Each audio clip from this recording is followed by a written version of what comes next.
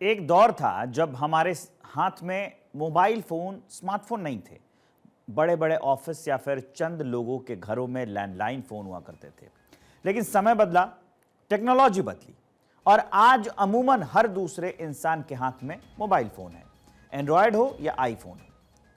आज भारत कैसे एक बड़ा और बन गया है एक्सपोर्टर हब, दुनिया में दबदबा कायम है उसका। इसकी सबसे विश्वसनीय रिपोर्ट हमने आपको हाल ही में दिखाई थी। भारत ने स्मार्टफोन एक्सपोर्ट के मामले में नया रिकॉर्ड कायम किया है। भारत ने स्मार्टफोन एक्सपोर्ट के मामले में पहली बार 2 लाख करोड़ रुपए का आंकड़ा पार कर दिखाया है और इसके साथ ही भारत आईफोन एक्सपोर्ट का हब बनकर उभरा है। केंद्रीय मंत्री अश्विनी वैष्णव ने सोशल मीडिया प्लेटफॉर्म एक्स पर इसे सरकार की पीएलआई योजना के तहत एक ऐतिहासिक मील का पत्थर बताया था।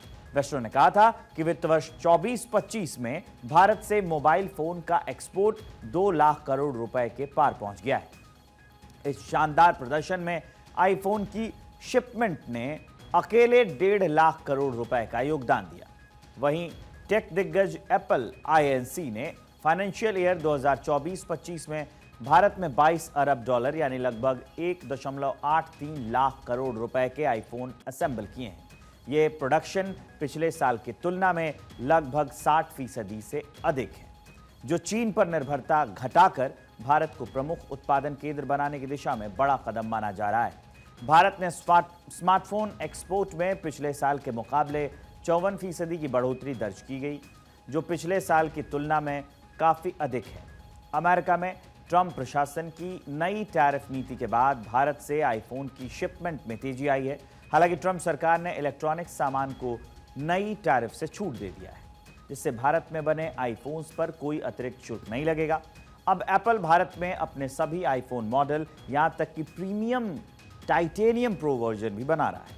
मोदी सरकार की उत्पादन से जुड़ी प्रोत्साहन योजना पीएलआई और भारत को मैन्युफैक्चरिंग हब बनाने की नीति ने इस विस्तार में अहम भूमिका निभाई है।